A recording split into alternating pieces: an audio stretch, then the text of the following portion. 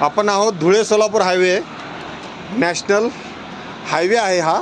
एकीकडे गुजरात, एकीकडे कर्नाटका, मध्ये आपण छत्रपती संभाजीनगरवर आहोत। तर गाड्यांचा आवाज येतोय। ही छत्री आहे ना, ही वाल्मी आपल्या शासनाच्या 300 एकरसाठी वॉचमॅनला नजर ठेवण्यासाठी बनवलेला पॉइंट होता, जो मधोमध वाल्मीच्या असायचा। इथून पूर्ण शेतीला, जंगलाला, यांच्या डोंगराला आणि कुणी लाकूड तोडू नये, पक्ष्यांना मारू नये, नुकसान करू नये म्हणून नजर ठेवण्यासाठी हा पॉइंट बनवलेला होता। आज हा पिकनिक पॉइंट आहे, पण पिकनिक पॉइंट केल्यावर आपल्याच लोकांनी इथे तोडाफोड केली आहे। त्याचं कंपाऊंड तोडून टाकलंय।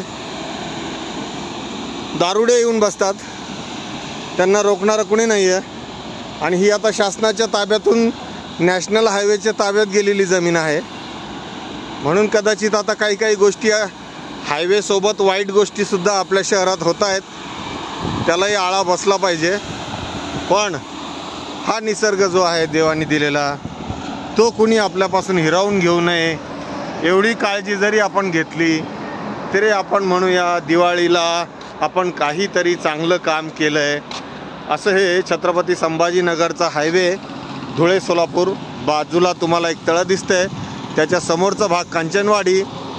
वाल्मी ही जमीन पाणी याच्या नियोजनासाठी बनवलेली संस्था आहे, जे शासन चालवतं। आणि इथे प्रशिक्षण शेतकऱ्यांचे आणि कर्मचाऱ्यांचे होत असतात। याच्यामध्ये क्लास 1 क्लास 2 अधिकाऱ्यांचेही प्रशिक्षण आता सुरू झालेले आहेत। अशा ह्या परिसरातून मी हे आपल्यासाठी बोलवतो आहे भोलेधाम या चॅनलद्वारे। आपल्याला आवडल्यास नक्की सबस्क्राईब करा। इथे आमचे सर नागे सर आणि आम्ही रोज आमचा संध्याकाळचा हा प्रवास सोबत असतो।